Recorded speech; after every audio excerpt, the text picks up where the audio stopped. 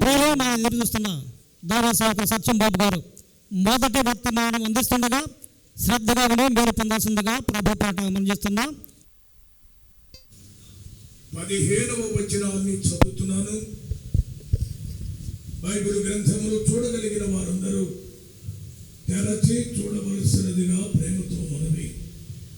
రాజుల 2వ గ్రంథము 20వ అధ్యాయము 15వ వచనం. నీ ఇంటిలో వారు ఏమి చూచితరని అడుగగా హిజ్కియా, నా పదార్థములలో దేనిని మరుగు చేయక నా ఇంటిలో ఉన్న సమస్తమును నేను వారికి చూపించి ఉన్నానెను. ప్రభు తన వాక్య భాగమును దీవించున్నట్లు తలలు వచ్చితే ప్రార్థన చేసుకున్నాం. దయగలిగిన మా తండ్రి, కృప కలిగిన మా నాయన, మీ పరిశుద్ధ పాదములకు స్తోత్రాలు వందనాలు చెల్లిస్తున్నా. గొప్ప దేవా, మీ చిత్తమును బట్టి ఏర్పాటు చేయబడిన ఈ సభలలో మధ్యాహ్నపు కూడికలో మొదటి వర్తమానంలోనికి మమ్మల్ని సిద్ధపరిచినందుకై మిమ్మల్ని స్తుతిస్తున్నా.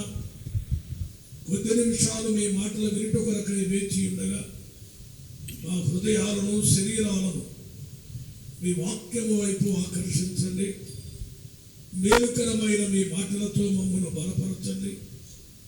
వెనుక మాట్లాడవలసిన మీ దాసుని కూడా ఆత్మపూర్ణునిగా చేసి దివ్యమైన రీతిలో మీరు మాతో మాట్లాడి మమ్మల్ని తృప్తిపరచుమని ఈ మనవులు మా రక్షకుడు, విమోచకుడైన యేసు క్రీస్తు అతి శ్రేష్టమైన నామమునే ప్రార్థించి వేడుకొనుచున్నాము తండ్రి. ఆమేన్. ఆమేన్. ప్రభునందు ప్రియ సోదరి సోదరులారా, ఉదయకాలపు మీటింగ్లో హిజ్కియాను గూర్చి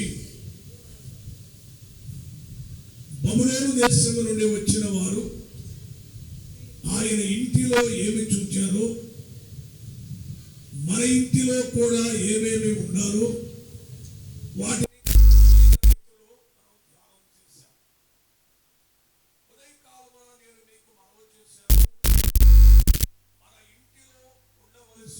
మొదటిగా దేవుని మందసము. ఒబేదెదోము ఇంటిలో దేవుని మందసము 3 నెలలు ఉండినప్పుడు దేవుడు ఆ ఇంటిని ఆశీర్వదించాడు అని చదువుతున్నా. మందసమునగా మన ప్రభు అయిన యేసుక్రీస్తుని ఆయన ఇంటిలో ఉండుటనగా ఇంటి వారు రక్షింపబడుటని జక్కయ్య సందర్భాన్ని జ్ఞాపకము చేసుకుంటూ ఉదయకాలమున మనం క్లుప్తమైన రీతిలో ధ్యానము చేశాం. రెండవదిగా మన ఇంటిలో మొదటిది రక్షణ, ప్రభు ఉండాలి. రెండవదిగా మన ఇంటిలో ఏముండాలి అంటే ద్వితీయోపదేశ కాండం 6వ అధ్యాయము 9వ వచనాన్ని చదువుదాం. ద్వితీయోపదేశ కాండము 6వ అధ్యాయము 9వ వచనం. నీ ఇంటి ద్వారబంధముల మీదను, నీ ఇంటి ద్వారబంధముల మీదను, నీ గౌనుల మీదను, నీ గౌనుల మీదను వాటిని వ్రాయవలెను. వాటిని వ్రాయవలెను. ఈ మాట చూడండి. దేవుడు తన ప్రజలైన ఇశ్రాయేలీయులకు సెలవిస్తున్నాడు. దేవుని ప్రజల గృహాలు ఎలా ఉండాలి, ఇంటిలో ఏముండాలి అని చెప్తున్నాడు. అంటే మీరు జాగ్రత్తగా గమనించండి. ఎక్కడి నుంచి ప్రారంభించాలి అంటే కష్టం. నేను వాక్యం చదువుతున్నా. ద్వారబంధముల మీదను, తర్వాత నీ గౌనుల మీదను వాటిని వ్రాయవలెను. వాటిని అంటే ఏమిటి? దేవుని వాక్యము. హలో, క్రైస్తవ గృహములో రక్షింపబడిన దేవుని పిల్లల ఇంటిలో ఏమి ఉండాలి? రెండవదిగా అంటే దేవుని వాక్యాలు ఉండాలి. ముందు ఎక్కడ ఉండాలన్నాడు? నీ ఇంటి ద్వారబంధాల మీద. అంటే ఎవరైనా బయట నుంచి వచ్చేటప్పుడు ఎటు నుంచి రావాలి? లోపలికి ద్వారబంధములో నుండే రావాలి కదా. అంటే వచ్చిన వ్యక్తి మన ఇంటిని చూడగానే ప్రారంభంలో ఏం కనపడాలి? రాజకీయ నాయకుల ఫోటోలు కనపడాలి, క్రికెట్ ప్లేయర్స్ ఫోటోలు కనబడాలి. వాళ్ళు ఇళ్ళు కాకపోతే సినీ యాక్టర్ల ఫోటోలు కనబడాలి. ఇదేనండి క్రైస్తవ గృహము లేక ఇల్లు ఎలా ఉండాలి అంటే ద్వారబంధములతో ప్రారంభించాలి. దేవుని వాక్యాలు ఉన్నాయా? మన ఇంటికి వాక్యాలండి, మన ఇంటికి వాక్యాలు ఉన్నాయా? మన ఫోటోలు ఉన్నాయి. అబ్బో ఎన్ని ఫోటోలు ఉంటాయో మనకి కదా. అవి చూసుకొని మురిసిపోతాడు. అప్పుడు ఎట్టున్నానో తెలుసా? ఇప్పుడంటే బొగ్గలు సొట్టబోయినాయి కానీ అప్పుడు పాల బొగ్గలతో ఉన్నాను. అసలు ఆ పెళ్లి ఫోటోలు చూడు. ఏం చేసుకోనండి? నీ ఇంటిలో ఉండవలసినది ద్వారబంధముల మొదలుకొని దేవుని మాటలు రాయబడి ఉండాలి. ఇది గమనించండి. క్రైస్తవ గృహానికి ఉండవలసిన లక్షణాలు అంటే మన ఇంటిలో దేవుని వాక్యమునకు అవకాశము ఉండాలి. ఏమండి మన ఇంట్లో దేవుని వాక్యం ఏమన్నా సరే రాయటం సరే వినబట్టం ఏమన్నా ఉందా? మార్కు సువార్త 2వ అధ్యాయం 2వ వచనం చూడండి. కపెర్నహూములో యేసుక్రీస్తు ప్రభువారు ఒక ఇంటికి వచ్చారు. ఆ పరిస్థితులు ఎలా ఉన్నాయంటే వాకిటనైనను వారికి స్థలము లేకపోయిన జనము క్రిక్కిరిసిపోయారు. ఆ ఇంట్లో వాకిట్లో కూడా స్థలము లేనంత విస్తారంగా ప్రజలు వచ్చారు. అక్కడ ఏం జరుగుతుంది? ఆయన ఇంట ఉన్నాడని వినవచ్చినప్పుడు అనేకులు కూడి వచ్చిరి గనుక వాకిటనైనను వారికి స్థలము లేకపోయాను. ఆయన వారికి వాక్యము బోధించుచుండగా కపెర్నహూములో ఆ ఇంటిలో యేసు ఉన్నాడు. అక్కడ ఏం జరుగుతుందండి? ఆ ఇంట ఆయన వారికి వాక్యము బోధిస్తున్నాడు. అంటే ఆ ఇంట్లో నుంచి ఏమనబడుతుంది? వాక్యం. ఎంతమంది జనం వచ్చారు అక్కడికి? అనేకులు కూడి వచ్చింది కనుక వాకిటనైనను వారికి స్థలము లేకపోయినంటే దేవుని వాక్యం ఆ ఇంటి నుండి వెలువడుతుంది.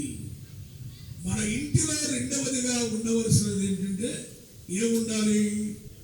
కలరు టీవీ ఉండాలి. ఇప్పుడు చిన్న అంటలేదంట, స్క్రీన్ పెద్దదిగా ఉండాలి. ఎవరు అడుగుతున్నారు? కరెంటు పోయినప్పుడు కూడా పనిచేసేది కావాలంట. అంటే కరెంటు పోయిన గ్యాప్ కూడా తట్టుకోలేకపోతున్నారు కదండి. బ్యాటరీ మీద పనిచేసే సిస్టమ్ ఏమి లేవా అంటున్నారు. అంటే దేని మీద ఉందో మనకు ధ్యాస? వాక్యం మీద ఎక్కడ ఉంది? అబద్ధం ఆడబాకండి. సాయంకాలం 7 అయిందంటే అందరు ఎక్కడ చేరతారు?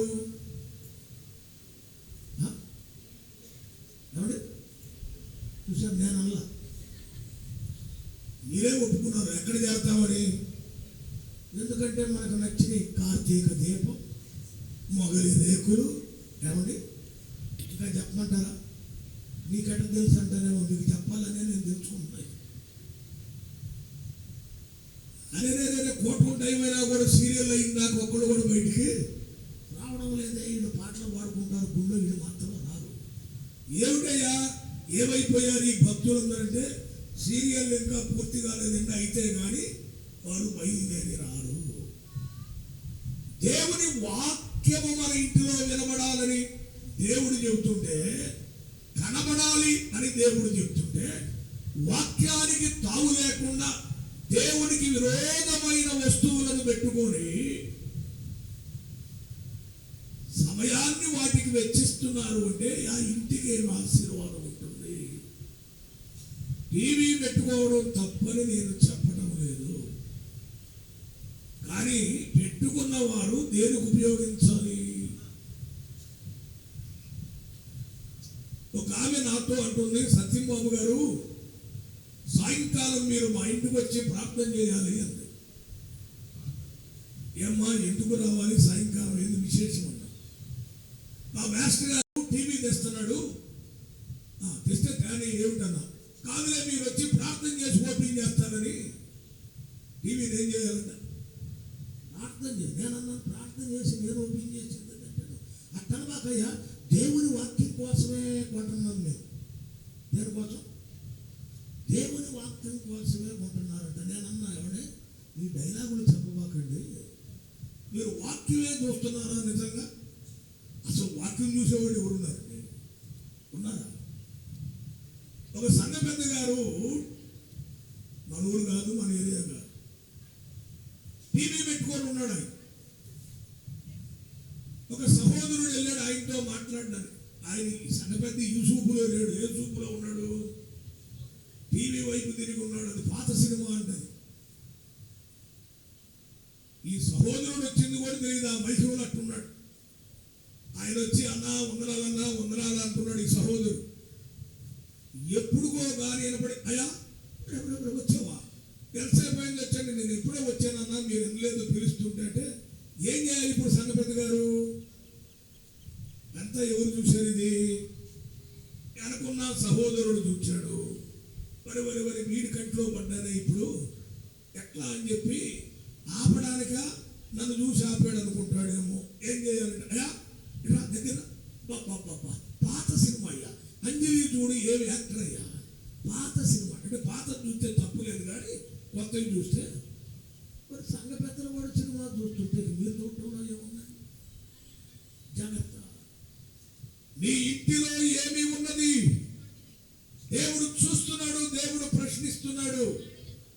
ఇది మనందరి గృహాలకు సంబంధించిన పాఠం. దేనిని దేనికి వాడాలో, ఎప్పుడు వాడాలో, ఎలా వాడాలో మనకు తెలుసు. కానీ దేవుని వాక్యానికి తావు లేకుండా విరోధమైన కార్యాలు దేవునికి మనం చేస్తే ఆ ఇంటికి ఆశీర్వాదం ఎట్లా వస్తుందని అనుకుంటున్నారండి? అలాగైతే మన ఇంటిలో ఉండవలసినది దేవుని వాక్యం. మరొక వస్తువు కూడా చెప్తాను. మన ఇంట్లో ఏమి ఉండాలో దయచేసి రాజుల 2వ గ్రంథం 4వ అధ్యాయము 4వ వచనాన్ని చదువుతాం. రాజుల 2వ గ్రంథము 4వ అధ్యాయము 4వ వచనము. అప్పుడు నీవు నీ ఇంటిలోకి వచ్చి నీవును నీ కుమారులను లోపల నుండి తలుపు మూసి ఆ పాత్రలన్నిటిలో నూనె పోసి నిండినవి ఒక తట్టున ఉంచుమని ఆమెతో సెలవీయగా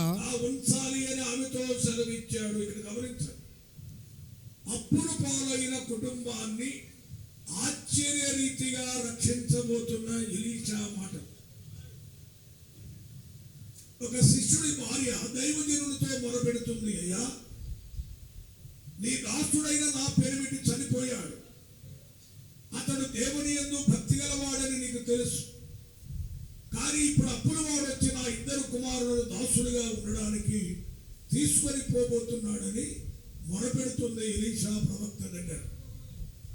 ఎలీషా ప్రవక్త కూడా ఏమన్నాడంటే ఆమెతో, నీ ఇంటిలో ఏమి ఉన్నది? ఇది దేవుడు అడిగే ప్రశ్న. సారి నీవు నా దగ్గరకు వచ్చావు, నీ బాధలేమిటో చెప్తున్నావు, కానీ ముందు నీ ఇంటిలో ఏముందో చెప్పు అని అడుగుతున్నాడు. ఆనంది నూనె కుండ ఒకటి తప్ప మరేమీ లేదు.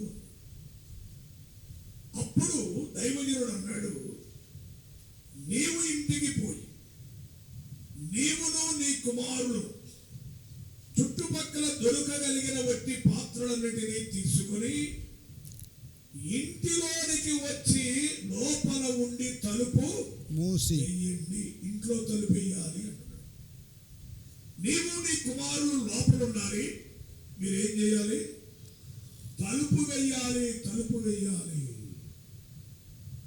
ఏమిటి తలుపు వేయడం? నూనె పోయడానికి తలుపు ఎందుకు వేయాలి? తలుపు వేయటనే భావన యేసుక్రీస్తు ప్రభువారు చెప్పారు. మత్తయి సువార్త 6వ అధ్యాయము 6వ వచనము. నీవు ప్రార్థన చేయునప్పుడు చేయునప్పుడు నీ గదిలోనికి వెళ్ళి తలుపు వేసి రహస్యమందున్న నీ తండ్రికి ప్రార్థన చేయుము. ప్రార్థన చేయుము. తలుపు వేయుట, గదిలోనికి వెళ్ళి తలుపు వేయుట అంటే అర్థం ఏంటి? మన ఇంటిలో ఏముండాలి? గుళ్ళో ప్రార్థన కాదు.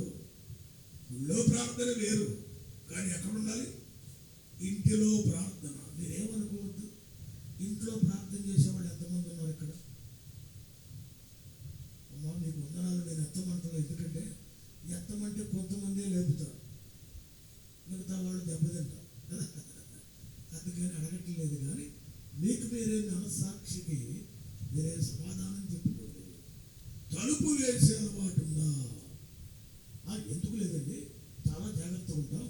పిల్లలతో కూడా చెబుతాం. బయటికి వెళ్ళేటప్పుడు ఏమంటారు? తలుపు జాగ్రత్త. ఎందుకు?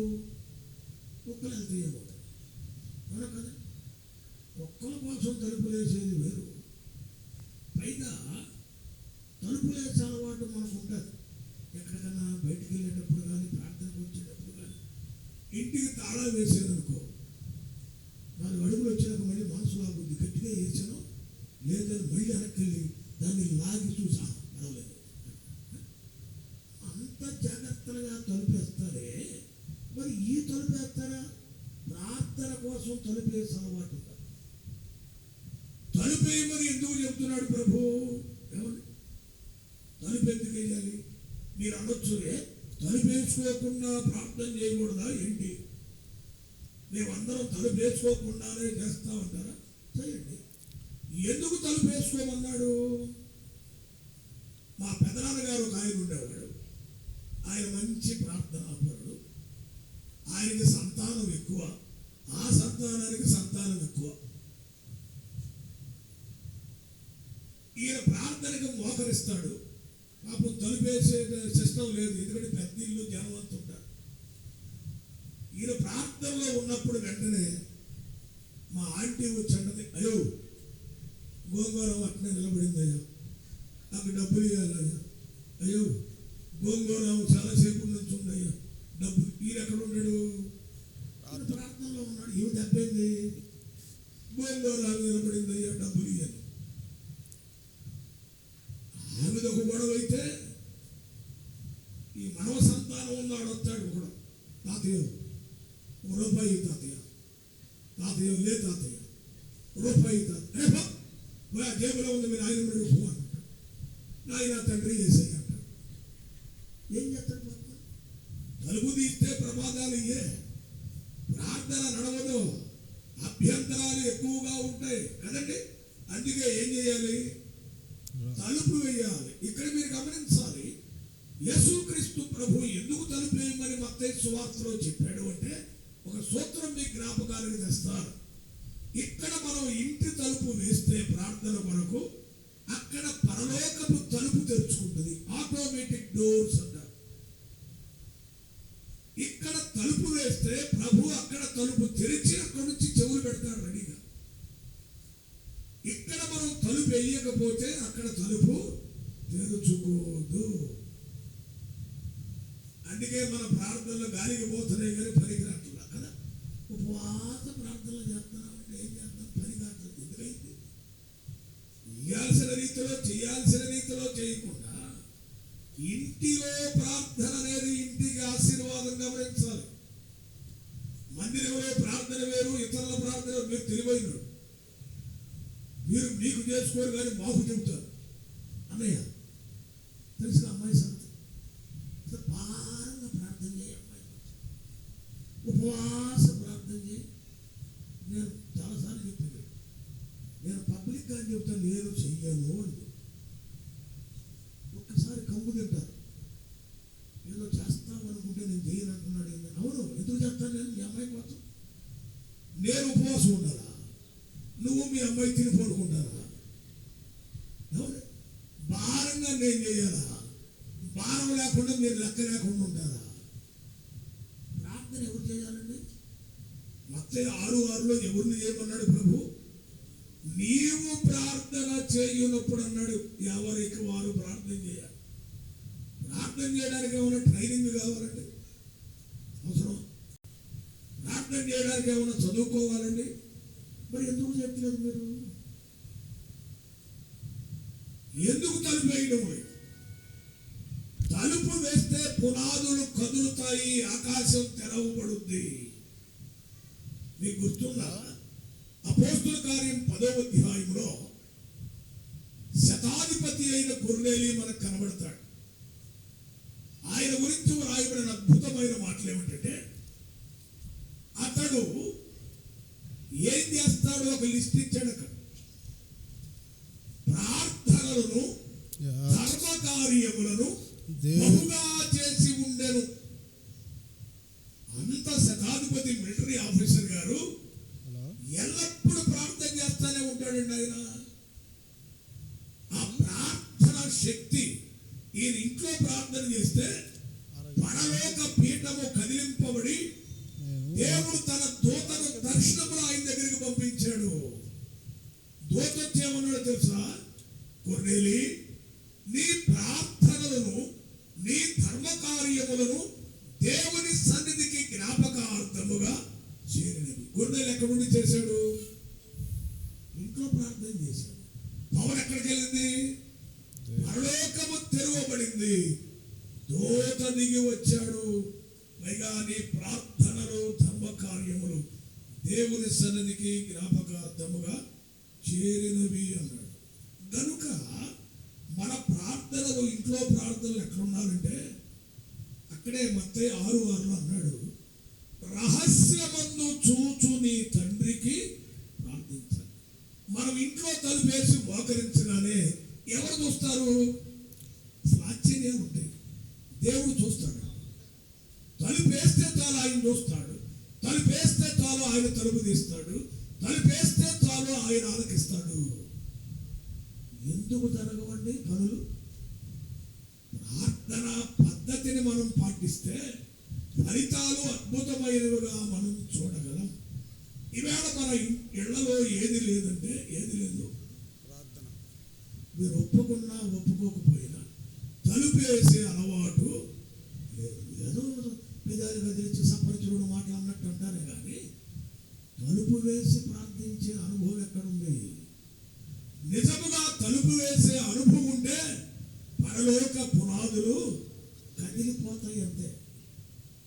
సాధ్యము కాని సంగతిలో దేవుడు అద్భుతమైన రీతిలో జరిగిస్తాడు. ఇది చెయ్యక మీరు తెలివైనాడు. అనవసరమే మద్రాసు వాడికి ఫోన్ చేస్తే పని అవుద్దంట, హైదరాబాద్ వాడికి ఫోన్ చేస్తే పని అవుద్దంట. చెయ్యండి, చూద్దాం మీ పని ఎంతవరకు అయిందో వాళ్ళు ఎంతవరకు చేస్తారు. ఎందుకంటే మీకు ఇళ్లలో ప్రార్థన నచ్చదు, గుళ్ళల్లో ప్రార్థన నచ్చదు. ప్రేయర్ టవర్ ఏంటంటే ప్రేయర్ టవర్ మీరు అంటున్నారు కానీ టవరే కానీ దాంట్లో పవర్ లేదు. మీకు అర్థమవుతుందండి? శక్తి ఎక్కడుంది? ప్రార్థనా శక్తి నీ ప్రార్థనలోనే ఉంది. నీ ప్రార్థనే దేవుడు వింటానంటున్నాడు. నిన్నే దేవుడు చూస్తానంటున్నాడు. నీకే జవాబిస్తానంటున్నాడు. కానీ రికమెండేషన్తో వస్తే పనిచేస్తానని దేవుడు చెప్పడం లేదు. కనుక నేను ఒక క్రమాన్ని మీకు చెబుతున్నాను. మన ఇంటిలో ముందు రక్షణ ఉండాలి. రెండవది, మన ఇంటిలో దేవుని వాక్యం ఉండాలి. మూడవదిగా మన ఇంట్లో ఏముండాలి? ప్రార్థన ఉండాలి. ప్రార్థనా జీవితం ఉందండి. మన పెద్దలు భక్తులు ప్రార్థనలో మోకరిస్తే ఎక్కడ దాకా ఎందుకండి? మన ప్రియ దైవజనులు రాజారావు గారు, గోడ రాజారావు గారు ఈ ఊరి మన మధ్యలో ఉండి ప్రభువు దగ్గరికి వెళ్ళారు. ఎంత ప్రార్థన చేస్తాడో రాజారావు గారిని మోకాళ్ళ మీద చూశారండి. మా తండ్రి గారు ఆనందం గారు కాలు తీసేసే వరకు కూడా మోకాళ్ళ ప్రార్థనలోనే ఉంటాడు ఆయన. ఆదివారం మందిరంలో ఆరాధనలో కూడా మోకాళ్ళ మీదే ఉంటాడు. ఇప్పుడు మోకాళ్ళ మీద కాదు, కుర్చీలో కూర్చొని కూడా ఇంకో కుర్చీ మీద కాళ్ళు పెట్టాల్సి వస్తుంది. అంతేనా? కాదు, తప్పు కాదు, నొప్పులకు పెట్టుకుంటారు అనుకో. కానీ మోకాళ్ళు వంచగా ఈ మొంగట్లో ఇప్పుడు మన పెద్దల కాలంలో మోకాళ్ళు వంచారు కనుక ప్రార్థనలో కాళ్ళు బాగా వంగిని. ఇప్పుడు మనం ఎందుకు వంగట్లేదు? ఎందుకు వంగట్లేదు?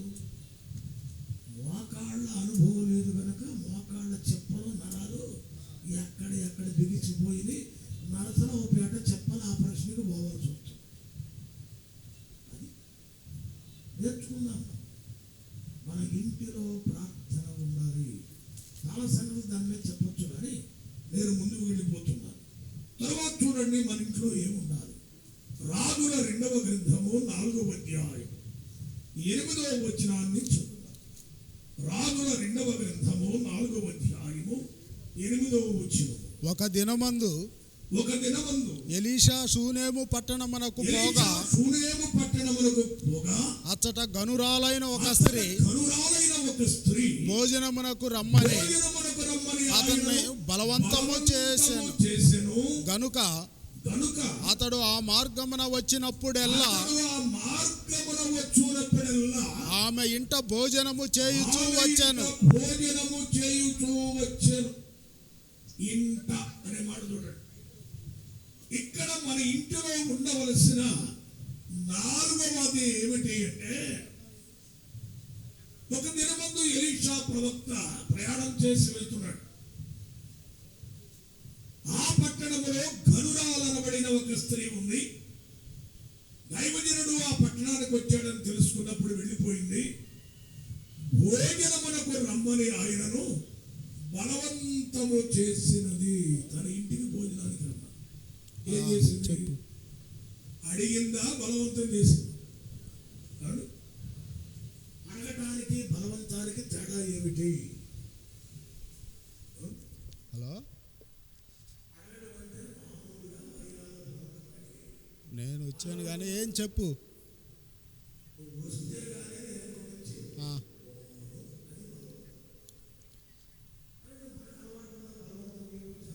లోను కట్టకుండా ఎవరున్నారు? అందరు కట్టారు లోను. వాడు కట్నోళ్ళు సెలిమేలను సోమరాండి వాళ్ళు వీళ్ళు వడ్డీతో కడుతుంటే అది ఎట్ట తప్పైంది? పక్కన పెట్టాలంటే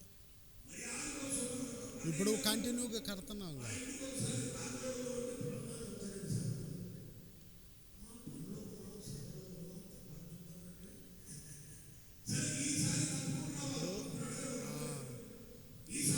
సెలిమేలు 3 నెలలు.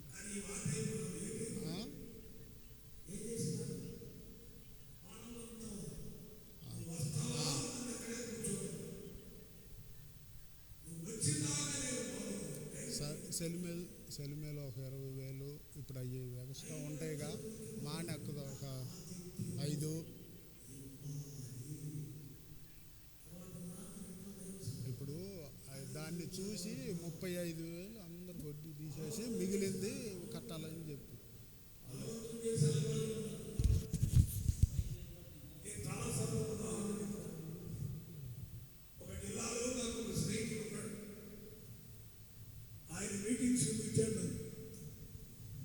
ఆయన ఏం చెప్పాడంటే, ముందు నీ కారు మీటింగ్స్ దగ్గరికి వెళ్ళక ముందే మన ఇంటికి రావాలి అన్నాడు. ఏమంటే మన ఇంటి దగ్గర టిఫిన్ చేయాలి, తర్వాత కోటాల దగ్గరికి వెళ్ళేది. నేను టిఫిన్ ఏర్పాటు చేశాను మన ఇంటి దగ్గర అన్నాడు. ఆ జిల్లాలో టిఫిన్ అంటే మంచి మినపగారులు, నాటుకోడి మాంసం అది వాడు పెట్టేది. ఆయన కోడి వచ్చాడు, గారెలు చేయించాడు, రెడీ చేశాడు. సరే నేను వెళ్ళాను ఆ ఊరు, కానీ నాకు వెళ్ళేటప్పటికే జ్వరంతో ఉన్నాను, ఫుల్ ఫీవర్. వెళ్ళిన తర్వాత ఆయన గారు అన్నాడు, అన్నా కాళ్ళు చేతులు కట్టుకున్నా డైనింగ్ టేబుల్ దగ్గర కూర్చోండి టిఫిన్ చేద్దరు అన్నాడు. నేను అన్నాను, ఒకసారి పట్టుకున్నాను, జ్వరం ఎక్కువగా ఉంది, నేను ఇప్పుడు ఏం తినలేను, నన్ను బలవంత పెట్టద్దు. అయ్యో మీకోసం చేసిన ఇవన్నీ ఎట్లా అది అన్నాడు. మరి బాగులేదు కదా, నేను తినలేనులే. సరేలే కూటానికి వెళ్ళాను. కూటం జరుగుతుంది. నేను వాక్యం మాట్లాడుతూ దైవ సేవకుడిని పిలుస్తారు కానీ బలవంతము చెయ్యరు, షో చేయడానికి మాత్రం అడుగుతారు అని చెబుతున్నది. చెబుతూ చూసేటప్పటికి ఈ వైపున కూర్చున్న ఒక విలను చూపు చూశాడు నా వైపు. అరే నువ్వు చెబుతుంది నా గురించే కదా, నాకు అర్థమైంది అంటే ఆ నువ్వు పెట్టదంటే నువ్వు దిగు, నీ సంగతి తెలుస్తా అన్నట్టు నాకు అర్థమైపోయింది. నా ప్రసంగం ముగించేటప్పటికి జన్మను చేసిన స్టేజ్ మీదకి చేయి పట్టుకొని అంటున్నాడు, రా గారిలో కోడి మోసం అట్నే ఉందా అంటాడు. ఇదేమిటన్నా, నాకు దూరంగా ఉంది కుదరదని చెప్పాను కదంటే, ఇప్పుడు నువ్వు చేసిన ప్రసంగం ఏంది అన్నాడు. నువ్వే కదా బలవంతం చేయమని చెప్పావు, నేను బలవంతం చేయలేదనే కదా నీ ఉద్దేశం, రా అయితే అక్కడే ఉండి తిందు అంటున్నాడు. నేను ఇది తట్టుకోలేక, అంటే నేను వాక్ చేస్తే కానీ నువ్వు నన్ను పిలవా అన్నాను అనుకోండి. ఊరికే నవ్వుకుంటూ ఎందుకు చెప్తున్నాను అంటే, మన ఇంట దైవజనులను బలవంతము చేసి ఆతిథ్యం ఇవ్వాలి. ఉందా అలవాటండి? అసలు మీకు తెలుసో లేదో, పరిచర్య ఫలము ఎంత గొప్పదంటే, ఈ స్త్రీ చేసినందువలన ఆమెకు కలిగిన లాభం ఏంటి? అన్ని ఉన్నాయి కానీ సంతానం లేదు. దైవ సేవకుని పిలిచి ఆతిథ్యం ఇచ్చినందువలన ఏం కలిగింది? సంతానం కూడా. కొడుకు పుట్టాడండి, ఆడపిల్ల కాదు. కొడుకును దేవుడు ఇచ్చాడంటే, దైవజనుడు మన ఇంట అడుగుపెట్టి మనం ఇచ్చిన ఆతిథ్యం తీసుకొని మనల్ని ఆశీర్వదిస్తే, మన ఇంటిలో ఏది లోటున్నదో ఆ లోటును దేవుడు తీరుస్తాడు దైవ సేవకుల ద్వారా. అర్థమైంది? ఇలా చెప్పమంటారా? చెప్తే మీరు సేవకులందరూ మెచ్చుకుపోతారని తెలుసు. మీ ఇంటిలో మీ అమ్మాయికి పెళ్లి కావాలి, మీరేం చేయాలి? అన్నయ్య గారు మంచి సంబంధాలు ఏడనుంటే చూడండి, 4 చోట్ల తిరుగుతారుగా, ఈ చెప్పడం కాదు. ముందు ఏం చేయాలి? దైవ సేవకులని ఇంటికి పిలిచి ఆతిథ్యం ఇవ్వండి. వారు ప్రార్థన చేస్తారు. మీ అబ్బాయికి సీటు కావాలి, దైవ సేవకులు పిలిచి ఆతిథ్యం ఇవ్వండి. మీకు ఆరోగ్యం రావాలి, దైవ సేవకులను పిలిచి ఏం చేయరు కదండి. మన ఇంట్లో ఏం కదలకూడదు, మాటలు మాత్రం. మా ఊరు ఎప్పుడు వస్తున్నారు అన్నయ్య? మా ఊరు అనకపోతే మా ఇంటికి ఎప్పుడు వస్తారు అన్నయ్య అని అడగలే. మా ఊరు వాళ్ళందరూ అనుకుంటున్నాం మీరు ఎప్పుడు వస్తారా అని. పొలంలో కూడా ఇదే మాట్లాడుకుంటున్నాం. మాట్లాడుకోవడమే కానీ పిలవటం లేదా? పనులు ఎట్లా అవుతాయి అనుకుంటున్నారు. కొరింథీయులకు రాసిన మొదటి పత్రిక 16వ అధ్యాయము 15వ వచనం చూడండి. ఒక కుటుంబాన్ని పౌలు భక్తుడు మనకు పరిచయం చేస్తున్నాడు. కొరింథీ మొదటి పత్రిక 16వ అధ్యాయము 15వ వచనం. స్టెఫను ఇంటివారు అకయ యొక్క ప్రథమ ఫలమై ఉన్నారనియు వారు పరిశుద్ధులకు పరిచర్య చేయుటకు తమ్మును తాము అప్పగించుకొని ఉన్నారని. ఒక కుటుంబం ఇక్కడ కనబడుతుంది. అది స్టెఫను ఇంటివారు. గుర్తుపెట్టుకోండి, దేవుడు రాయించాడు ఆ కుటుంబాన్ని పేరుతో సహా. ఏమిటి ఆ కుటుంబ సమర్పణని మనం చూస్తే, పరిశుద్ధులకు పరిచర్య చేయుటకు వారు ఏం చేశారండి? తమ్ముడు తాము మేము రెడీ అండి, మా కుటుంబం రెడీ, దేవుని పిల్లలు ఎవరొచ్చినా పరిచర్య చేయడానికి మేము సిద్ధంగా ఉన్నాం, మా కుటుంబం నిర్ణయం తీసుకుంది అని మనం చూస్తున్నాం. నిజంగా ఎంత ఆశీర్వదింపబడిన కుటుంబం. నేను మనం చేస్తున్నాను. మన ఇంటిలో ఏమి ఉండాలో ఎన్ని సంగతులు చెప్పానో తెలుసా అండి? 4. ఎన్ని ఉండాలి? ఎన్నో కనులండి చెప్పినాడు. నీకు గుర్తు లేకపోతే ఎట్లా? ఎప్పుడైనా నాకు గుర్తుంది, ఎన్నా మీకుందా? ఏమేమి ఉండాలని చెప్పాను? రాసుకున్నాయి చూసుకోవడం కాదు, మైండ్లోకి ఎక్కాలి. మొదట దేవుని మనస్సు ఉండాలంటే రక్షణ భాగ్యము కలిగి ఉండాలి. రెండవది మన ఇంటిలో వాక్యం ఉండాలి. మూడవదిగా మన ఇంటిలో ప్రార్థన ఉండాలి. నాలుగవదిగా మన ఇంట్లో ఆతిథ్యం పరిచర్య ఉండాలి. టైం అయింది నాకు, నేను ముగిస్తున్నాను. మరి ఒక్కసారి మనం చేసుకుందాం. మన ఇంట్లో ఈ 4 ఉన్నాయా? లేకపోతే ఇప్పటి నుంచి అవి ఉండేటట్లుగా మన ఇంటిని సిద్ధపరచుకుందాం. దేవుడి వాక్యములను ఈ సమయంలో మనందరి వినికిడిలో దీవించి ఆశీర్వదించుగాక. ఆమేన్. తలలు వంచండి, ప్రార్థన చేద్దాం. దయగలిగిన మా తండ్రి, కృప కలిగిన మా నాయన, మీ పరిశుద్ధ పాదములకు స్తోత్రాలు వందనాలు చెల్లిస్తున్నాం. గొప్ప దేవా, మొదటి రోజు రెండవ కూడికలో మొదటి వర్తమానాన్ని మీరు మాకు అందించారు. మా ఇంట్లో ఏమి ఉండాలో హెచ్చరించారు. అవి కలిగి ఉండడానికి మా గృహాలకు మమ్మల్ని అందరినీ సిద్ధపరచండి. తిరిగి మాట్లాడడానికి సిద్ధంగా ఉన్న మీ దాసుని బలపరచండి. దివ్యమైన సందేశంతో మీరు మమ్మల్ని దర్శించు. ఈ సభలలోని బిడ్డలందరూ కూడా గొప్ప మేలులు, ఆశీర్వాదములు పొందినట్లుగా మీ సందేశాలు మాకు అందించు. చక్కని ఏర్పాట్లు చేసిన స్థానిక సంఘాన్ని దీవించి వర్ధిల్ల చేయమని ఈ మనవులు మా రక్షకుడు, విమోచకుడైన యేసు క్రీస్తు అతి శ్రేష్టమైన నామమునే ప్రార్థించి వేడుకొనుచున్నాము తండ్రి. ఆమేన్. ప్రభువునందు ప్రియులారా, దైవదాసుల ద్వారా చాలా శ్రేష్టమైన సందేశాన్ని మనం విన్నాం. దేవుడి పిల్ల మనం మన ఇంట్లో లేకుండాలో 4 లక్షణాలు మనం చూస్తున్నాం. 1 వాక్యం ఉండాలని, 2 ప్రార్థన ఉండాలని, 3 ఏముండాలి? పరిచర్య, ఆతిథ్యం. అలాంటిది దేవుని బిడ్డ మన ఇంట్లో కూడా ఉండాలని దేవుడి ద్వారా, దేవుని సేవకు ద్వారా హెచ్చరించబడ్డాం. ఆ మాటలు మన హృదయంలో ముద్రించబడాలి. అలాంటి అనుభవాలు ఉండాల్సిందిగా ప్రభుత్వం మనం చేస్తాం. ఇంతగా దేవుడి వాక్యం అందించిన మనకంత ప్రేమ దేవ సేవకులు సత్యం బాబు గారికి స్థానిక సంఘంలో కూడా ప్రేమలు తెలియపరుస్తున్నాం. కొన్ని దినాలుగా ఈ కోడికల కొరకై ప్రార్థించగా సంఘము ప్రేరేపించబడి ప్రార్థించి ప్రకటించిన రీతిగా చక్కని వాతావరణంలో ఈ 3 దినాల కోడికలు నీ బిడ్డల్ని ఆశీర్వదించి వారి మొర ఆలకించి చక్కని వాతావరణంలో మీరు జరిగిస్తున్న విధానాన్ని బట్టి స్తోత్రాలు.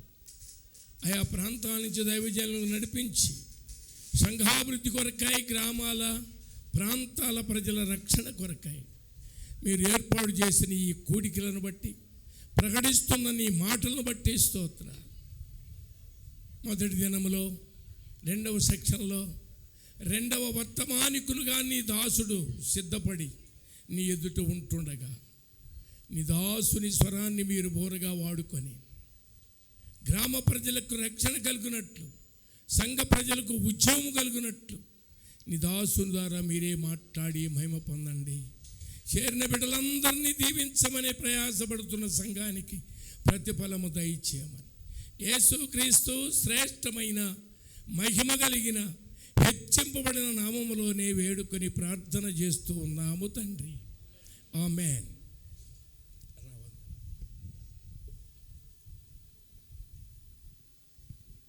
ప్రార్థించిన మనకు ఇంత ప్రేమ దైవ సేవకులు కోటేశ్వరరావు గారికి స్థానిక సంఘం తరపున ప్రేమలు తెలిపిస్తున్నాం.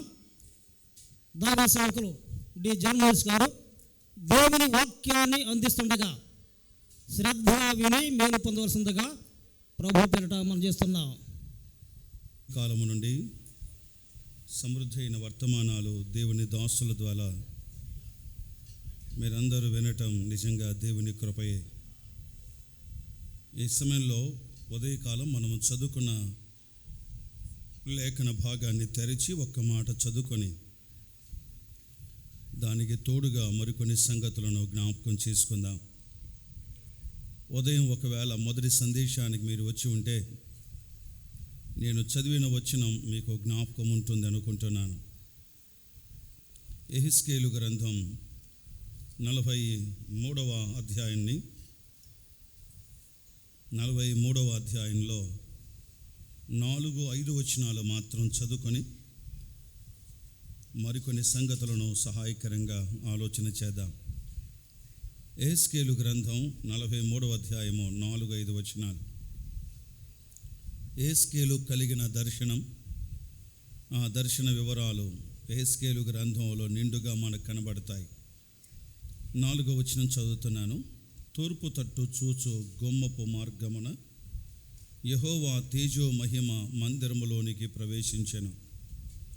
ఆత్మ నన్ను ఎత్తి లోపటి ఆవరణములోనికి తీసుకుని రాగా యెహోవా తేజో మహిమ మందిరము నిండి ఉండెను. 6వ వచనం కూడా, మందిరములో నుండి ఒకడు నాతో మాట్లాడినట్టు నాకు శబ్దం వినబడెను. అప్పుడు నా యొద్ద నిలిచిన వాడు నాతో ఇట్లా నేను. తల వంచండి, ప్రార్థన చేద్దాం. అందరూ తల వంచండి. ప్రభు సహాయం కొరకై మరొకసారి ప్రార్థన చేద్దాం. కరుణా సంపన్నుడు అయిన ప్రేమగల మా తండ్రి, మీ ఇద్దరి దాసుల వలన ఉదయం నుండి సమృద్ధి అయిన వర్తమానాలు మీ పిల్లలకు మీరు దయచేసినందుకు స్తోత్రం. తిరిగి చిన్నవాడు నిలబడి ఉన్నాడు, మరుగుపరిచి మీ పక్షాన వాడుకొనండి. మేము ఏది నేర్చుకోవడం మీ చిత్తమై ఉన్నదో దాన్ని నేర్పించండి. మీ పాఠశాలలో ఉన్నామని ఎరిగిన వారమై, మీరు మా ప్రభువు మాత్రమే కాక మా బోధకుడు అని కూడా ఒప్పుకుంటూ మీ వాక్కు వినడానికి సిద్ధపడుతున్నామన్న ప్రార్థనతో నిరీక్షణతో మీ పాదాలు పట్టుకుని అడుగుతూ ఉన్నాం. కృప చూపమని నమ్మదగిన యేసు ప్రభు వారి నామముననే స్తోత్రించి ప్రార్థించి వేడుకొనుచున్నాము తండ్రి, ఆమేన్. ప్రభునందు ప్రియులారా, ఉదయకాలం ఈ వచనాలు చదువుకొని దేవుని మందిరం యొక్క ఉద్దేశం ఏమిటో రెండు విషయాలను జ్ఞాపకం చేసుకున్నాం. ఎందుకు భూమి మీద దేవుడు తన మందిరాన్ని, తన సంఘాన్ని స్థాపించాడు? ఆయన మందిరం లేక సంఘం స్థాపించడానికి, భూమి మీద ఆయన సంఘం స్థాపించడానికి ఆయనకున్న ఉద్దేశం ఏమిటో ఉదయకాలం 2 మాటలు మనం వింటూ వచ్చాం. ఒకటి, తన మహిమను నిలుపుట కొరకాయి. మందిరాలు ఆయన మహిమతో నింపబడాలి. 2, తన మార్గము బోధించుట కొరకాయి. ఆయన మహిమ ఉండాలి, ఆయన మార్గము, తేటైన ఆయన మార్గము బోధించబడే స్థలమే దైవ మందిరం. దైవ మందిరమును గూర్చిన స్పృహ, దైవ మందిరమును గూర్చిన భయం మనం కలిగి ఉండాలి. ఆఖరికి ఈ దినాలు ఎలాగూ పరిస్థితులు తయారయ్యాయంటే, మందిరం అంటే, సంఘం అంటే భయం లేకుండా బతుకుతున్నారు. దేవుని మందిర భయం ప్రతి వ్యక్తిలో కూడా తప్పక ఉండాలి. దేవుడు తన కృపచేత ఆయన సన్నిధిని మనతో ఉంచి, ఆయన రక్తం చేత మనల్ని కడిగి సంఘములో చేర్చబడ, ఉదయం ఈ మాట జ్ఞాపకం ఉందనుకుంటాను. ఎవరు సంఘములో సభ్యులు అంటే రక్షణ పొందిన వారే. ఇది మా ఖచ్చితం, ఇందులో అనుమానం లేదు, ఇందులో రాజీ లేనే లేదు. మరొకసారి చెప్తున్నాను, రక్షణ పొందిన మనం సంఘంలో చేర్చబడ్డామా? సంతోషమే. నా ఇంటి వారు, నా కుటుంబీకులు రక్షణ పొందకపోతే వారికి మందిరంతో సంబంధం లేదు. వారి ప్రమేయాలు మందిరంలో ఉండడానికి వీలు లేదు. ఈనాడు నమ్మని వారి ప్రమేయం, నమ్మని వారు తలదూర్చుట వలన సంఘాల్లో జరగకూడని కార్యాలు జరుగుతూ ఉన్నాయి. రక్షణ పొందిన వారు మాత్రమే సంఘంలో సభ్యులు. ఉదయం చాలా క్లారిటీగా ఆ సంగతిలో ధ్యానం చేశాం. దేవుని మందిరాలు ఎందుకు అంటే, ఒకటి ఆయన మహిమ కొరకాయి, 2 ఆయన మార్గము చూపించుట కొరకాయి. మందిరమును గూర్చిన అవగాహన లేనంత కాలం జీవితం వేరు, మందిరమును గూర్చిన అవగాహన వచ్చిన తర్వాత జీవితం వేరు. ఉదాహరణకు ఆదికాండ గ్రంథంలో ఒక వ్యక్తి మందిర స్పృహ లేక మందిర భయం తనలో కలిగినట్టు సందర్భాన్ని మనం చూస్తాం. రండి, ఆదికాండ గ్రంథం 28వ అధ్యాయం. మనం ఎరిగిన సంగతే, వరుస కొరకు చదువుతూ ఉన్నాను. 28వ అధ్యాయము ఏమన్నాడో చూడండి. 17వ వచనంలో యాకోబు ఏమంటున్నాడు చదవండి. ఆదికాండ గ్రంథం 28వ అధ్యాయం 17వ వచనం. భయపడి 16 నుండి, యాకోబు నిద్ర తెలిసి నిశ్చయముగా యెహోవా ఈ స్థలమందున్నాడు. చదివేవారు లేరు కదా. యెహోవా ఈ స్థలమందున్నాడు, అది నాకు తెలియకపోయెను అనుకొని భయపడి, ఈ స్థలము ఎంతో భయంకరమో, ఇది దేవుని మందిరమే గాని వేరొకటి కాదు, పరలోకపు గవిని ఇదే అనుకొని. ఆ పై వచనం 16వ వచనంలో, అది నాకు తెలియకపోయెను. ఏది తెలియకపోయాను? ఈ యాకోబుకి తెలియంది ఏమన్నా ఉందా చెప్పండి? అన్నీ తెలుసు యాకోబుకు.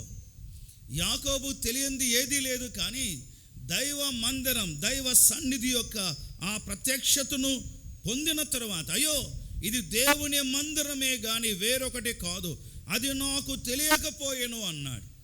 సహోదరి సహోదరులారా, దేవుని మందిరాల యొక్క జాగ్రత్త పడడం లేక దేవుని సంఘమును గూర్చిన జాగ్రత్త దేవుని పిల్లల్లో ఖచ్చితంగా అవసరం. రాను రాను సంఘాలు, ఉదయం జ్ఞాపకం చేశాను, లోకముతో కలిసిపోయే పరిస్థితులు ఏర్పడ్డాయి. మందిరాల ప్రత్యేకత కనబడడం లేదు, సంఘాల ప్రత్యేకత కనబడలేదు. నేను ఒక సంఘంలో సభ్యున్ని అయితే ఆ సంఘములో నేను చేరి వచ్చి ప్రభువును ఆరాధిస్తున్నాను అంటే నేను ఆరాధిస్తున్న సంఘము యొక్క విలువ నాకు అర్థం కావాలి.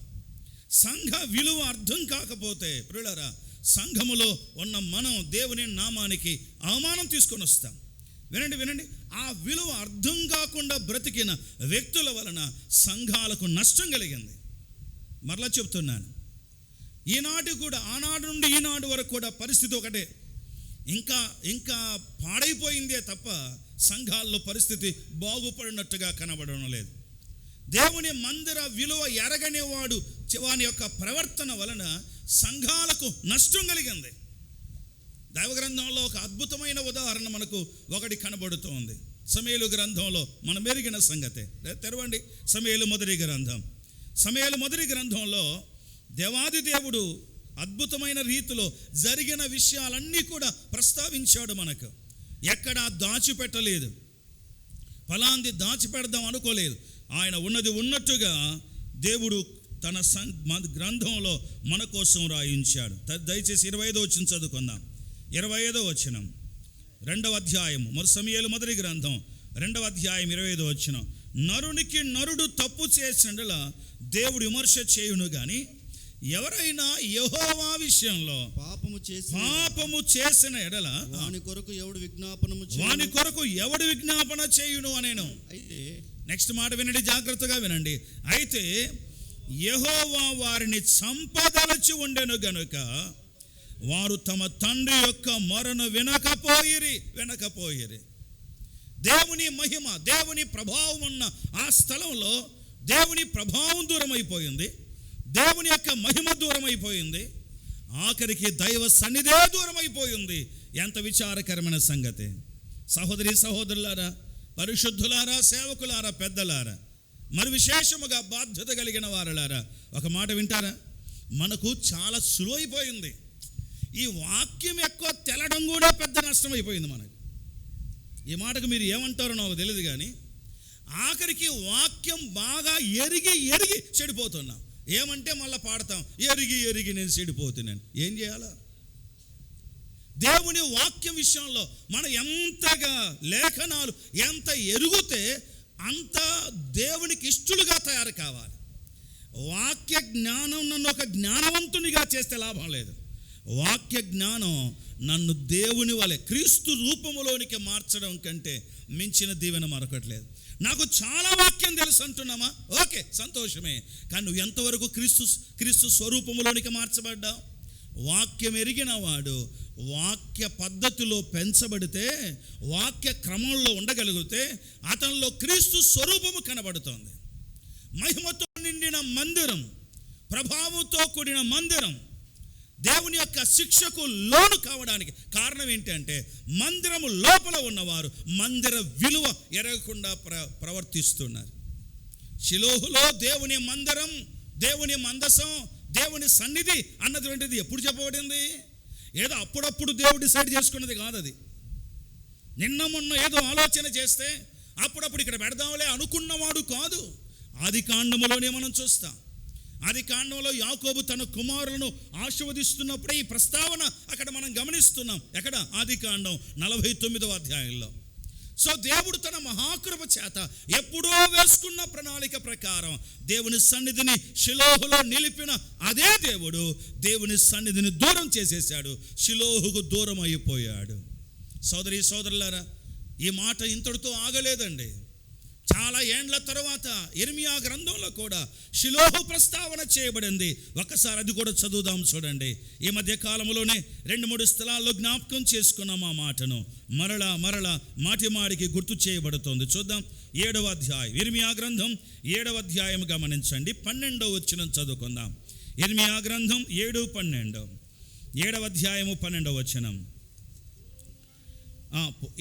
ఇర్మియా గ్రంథం 7:12. పూర్వమున నేను నా నామము నిలిపిన షిలోహు నందున్న నా స్థలమునకు పోయి విచారణ చేయుడి. ఇశ్రాయేలులైన నా జనుల దుష్టత్వమును బట్టి నేను దానికి చేసిన కార్యము చూడుడి. ఇదే యెహోవా వాక్కు. దేవుడు తన మహాకృప చేత మరొకసారి ఇశ్రాయేలు జనాంగానికి ఇర్మియా ద్వారా ప్రకటింపజేస్తా ఉన్నాడు. ఆ మాట వింటారా? ఇర్మియా ప్రకటించిన తర్వాత ఏం జరిగింది? దేవుని మందిరం యెరూషలేము పాడైపోయిన సందర్భాన్ని చూస్తాం. 70 సంవత్సరాలు పాడైన దిబ్బగా ఉండవలసిన పరిస్థితి ఏర్పడింది. చాలా విచారకరమైన సంగతి. ఆ ప్రవచనాన్ని ఇర్మియా ముందుగానే ప్రవచిస్తున్నాడు. 70 ఏండ్ల తర్వాత మరలా దేవుడు పునరుద్ధరిస్తాడు అన్న ప్రవచనం కూడా ఇర్మియా ద్వారా కలిగింది. దాన్ని బట్టి కోరేషు కాలములో దేవుని మందిరం మరలా కట్టబడడం, అందుకొరకై నెహెమ్యా, ఎజ్రా, జెరుబ్బాబెలు గుంపులు వెళ్ళి పని జరిగించడం మనం చూస్తాం. కాబట్టి దేవుని మందిరాన్ని దేవుడే ఎందుకు ఆ విధంగా అనుమతింపజేశాడు అంటే, మందిరములో ఉన్నవారు మందిర విలువ ఎరగకుండా ప్రవర్తిస్తున్నారు. మరలా చెప్పనా? ఉదయకాలం గుర్తు చేశాను, మరలా గుర్తుపెట్టుకోండి. మందిరం నీ ఇండ్లు కాదు. నీ ఇండ్లు నీ ఇష్టం, నీ ఇంట్లో నీ ఇష్టం. నీ ఇంట్లో నువ్వు ఏం చేయాలనుకుంటే చేస్తావు, నీ ఇంట్లో ఎక్కడ ఏది పెట్టాలనుకుంటే పెడతావు. కానీ మందిరం నీ ఇల్లు కాదు, మందిరము దేవుని ఇల్లు. దేవుని ఇల్లు అన్న స్పృహ కలిగి యాకోబు అంటే ఇది దేవుని మందిరం, నాకు తెలియకపోయాను అనుకున్నాడు. ప్రియులారా, రండి హెస్కేలు గ్రంథంలో దేవుని మందిర విలువ ఎరిగి ప్రవర్తించడం ఆశీర్వాదకరం. ఎందుకు? దేవుని మహిమతో, ఆ తేజో మహిమతో నిండిన మందిరం. ప్రియులారా, మాటలు చదువుతుంటే ఎంత ఆనందం అనిపిస్తుందో.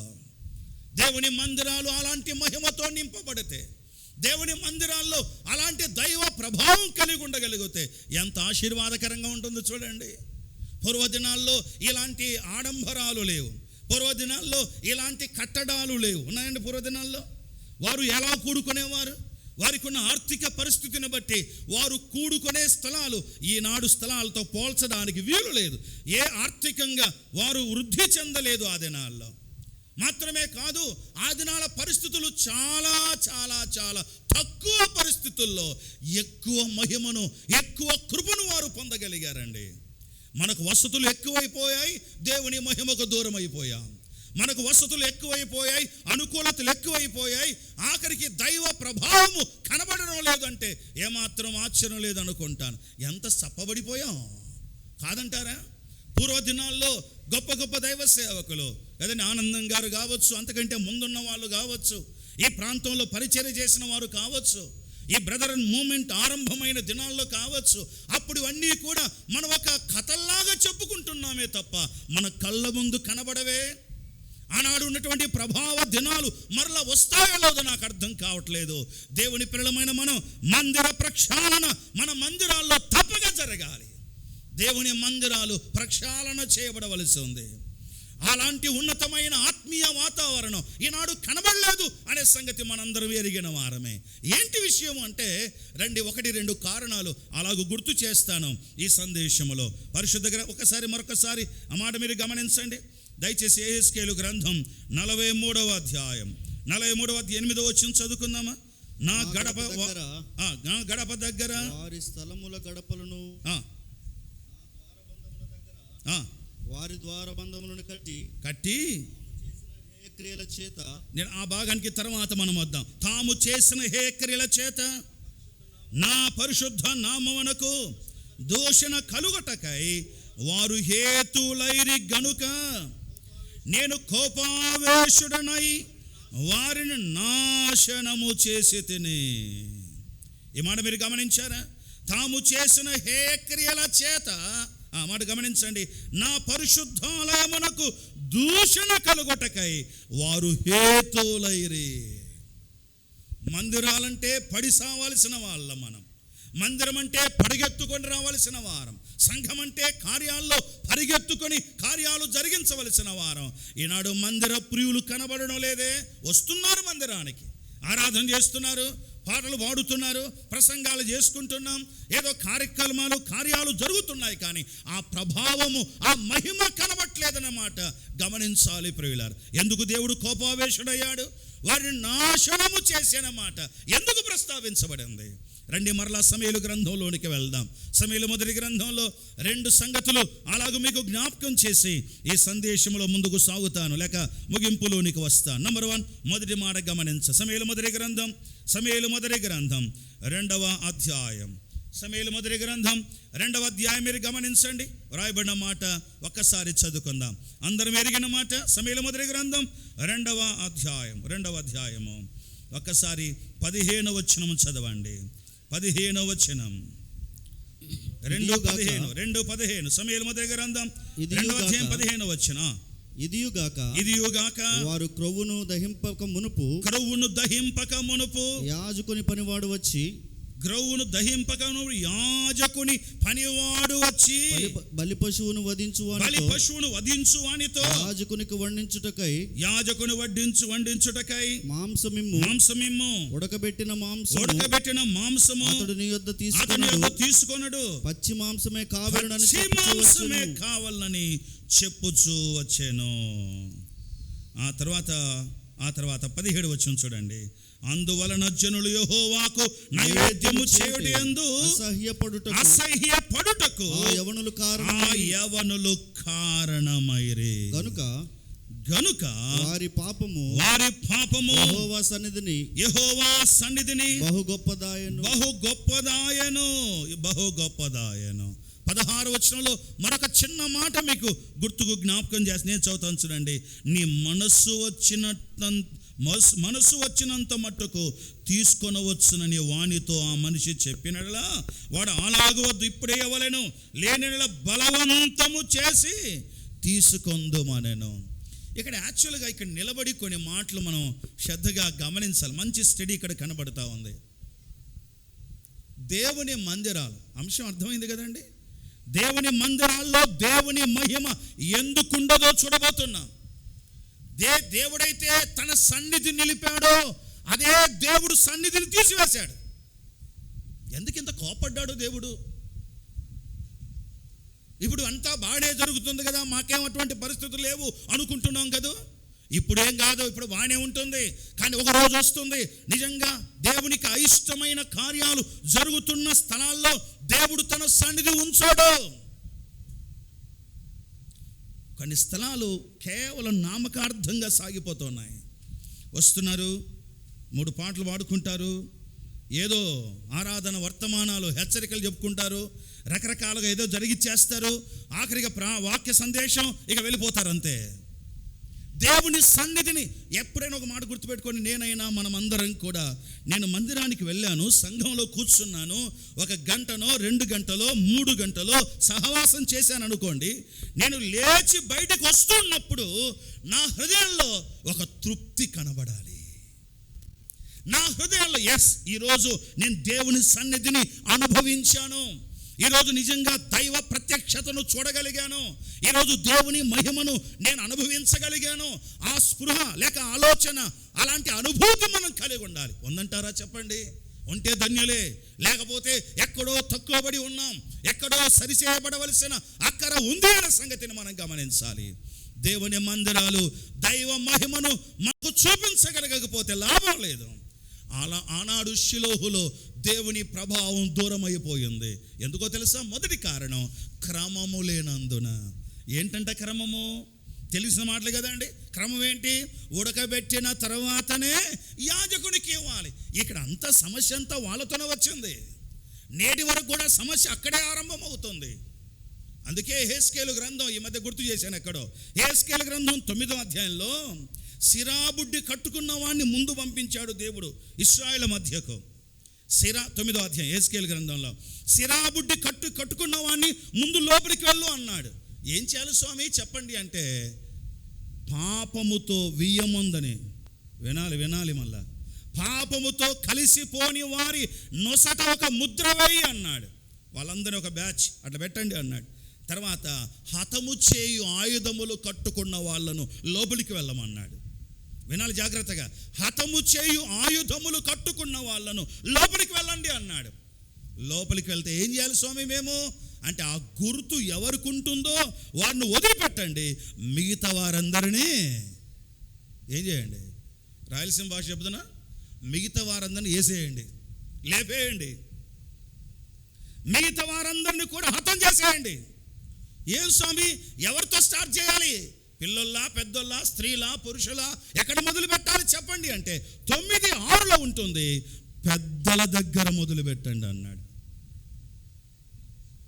ఈ మధ్య ఒక స్థలంలో వేరే సందేశం చెప్పిన తర్వాత పెద్దలు అన్నారు, అన్న ఏదో మేము ప్రేమతో పిలుచుకుంటే మాకే చెప్తావా నువ్వు అన్నాడు. ఏం చేయాలా? ముందు పెద్దలు సరే అయితే కదా మిగతా వాళ్ళు సరే అయ్యేది, పరిచారకులు సరే అయితే కదా సంఘం సరే అయ్యేది. యాజకుల దగ్గర వచ్చింది సమస్య. యాజకులు అంటారే మాకు పచ్చి మాంసం కావాలా. పచ్చి మాంసం కోరుకున్నారు. దేవుడు వాళ్ళను చంపాలనుకున్నాడండి. క్రమం ఉంది, ఒక క్రమం, ఒక పద్ధతి ఉంది. నీవు నాకు ఇష్ట ప్రకారం చేసే స్థలం కాదు ఇది. మీ ఇంట్లో వచ్చి నేను ఏదైనా క్రమం చెప్తే అండి ఎందుకు ఇట్లా పెట్టారు, ఇక్కడ ఈ చైర్ ఇక్కడ కాదు పెట్టాల్సింది, అటు పెట్టండి అన్నారు అనుకోండి, మీరేమంటారు? మా ఇల్లు, ఇంకా చెప్పండి, మా ఇష్టం.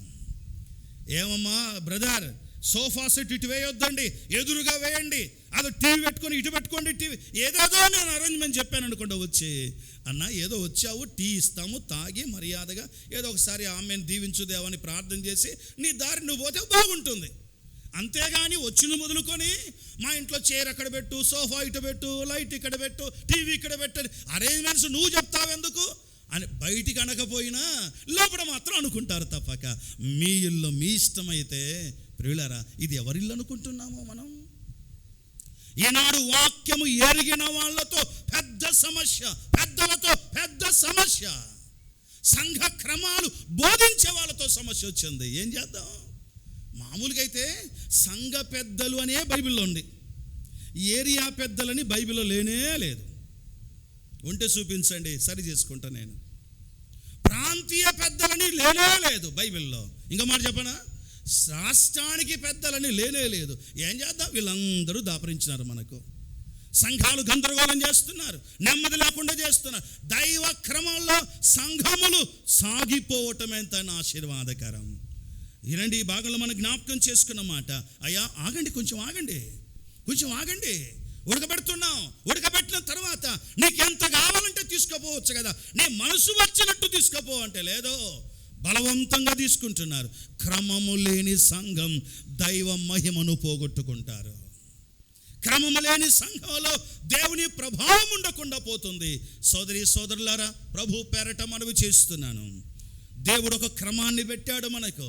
ప్రభుచితమైతే ఆ క్రమాలు కొన్నిటిని వరుసగా జ్ఞాపకం చేసుకుందాం. తర్వాత ఆరాధనకు ఒక క్రమం ఉంది, సేవకు ఒక క్రమం ఉంది, పరిచర్యకు ఒక క్రమం ఉంది.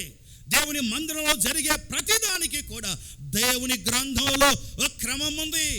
మోషే ప్రత్యక్ష గుడారము సిద్ధపరుస్తున్నప్పుడు నీ ఇష్టం మోషే, నీకు ఇష్టమైనట్టు చేసేసాయి, ఏమంటే నేను ఉండాలనుకుంటున్నా, నీ మెజర్మెంట్స్ అన్నీ కూడా నీ ఇష్ట ప్రకారమే అని చెప్పి మోషేకు దేవుడు అనుమతి ఇవ్వలేదు. ప్రతి దాని కొలత చెప్పాడు. ఎంత కొలత ఉండాలో, ఎంత ఎత్తో, ఎంత పొడవో అన్నీ క్లియర్గా చెప్పాడు. సోదరి సోదరులారా, మన సొంత ఆలోచనకు దేవుడు ఏది వదిలిపెట్టలేదు. మన సొంత ఆలోచన ప్రకారం ఏది చేయమని చెప్పలేదు. దైవ సంబంధమైన క్రమానికి మన అందరం లోబడి ఉండాలి. మందిరంలో కానుకలు వేస్తాం, కానుకలు ఎలాగ వాడాలి?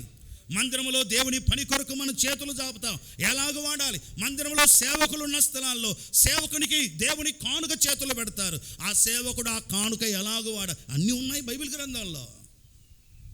ఎట్టంటే వాడడానికి వీల్లేదు.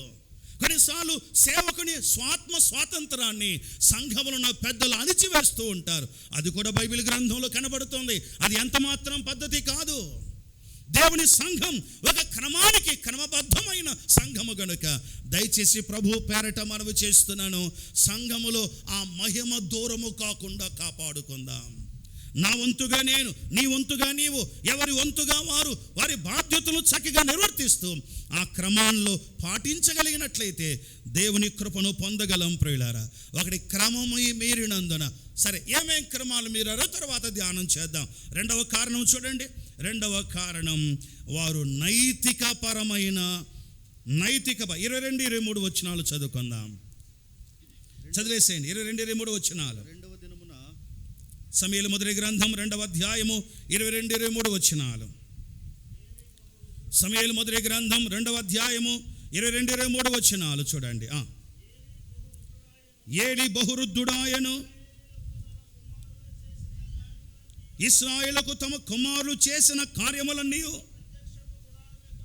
వారు ప్రత్యక్ష గుడారం యొక్క ద్వారము దగ్గరకు సేవ చేయుటకు మాట, ఆ చెడ్డ మాట చెవిన పడగా వారిని పిలిచి ఇట్లా, నేను ఈ జనముల ముందర మీరు చేసిన చెడ్డ కార్యము నాకు వినబడినవి, ఇలాంటి కార్యం మీరు ఎందుకు చేయుచున్నారు? ఒక మాట చదువుదామా? 25 వచనం మధ్య భాగం చదవండి చాలు. అయితే 25 మధ్య భాగం. అయితే యెహోవా వారిని చంపదలచి ఉండెను గనుక వారు తమ తండ్రి యొక్క మొరను వినకపోయిరి. రెండవది, ఒకటి క్రమము లేని జీవితం, 2 నైతిక పరమైన తప్పులు కలిగిన జీవితం. శరీరాన్ని కంట్రోల్లో పెట్టుకోలే వీళ్ళు. యాజకులే, దేవుని పని చేసేవారే, దేవుని మందిరములో ఉన్నవారు. వినండి, మన శరీరాన్ని జాగ్రత్త పరుచుకోవాలి. సోదరి సోదరులారా, చాలామంది ఇక్కడ ఫెయిల్ అయిపోతూ ఉన్నారు, చాలామంది ఇక్కడ పాడైపోతూ ఉన్నారు. దేవుని మందిరాల్లో జరగకూడని భయంకరమైన కార్యాలు జరగటం ఆశ్చర్యం అనిపిస్తుందండి. కొరింథీ పత్రికలో ఏముంది?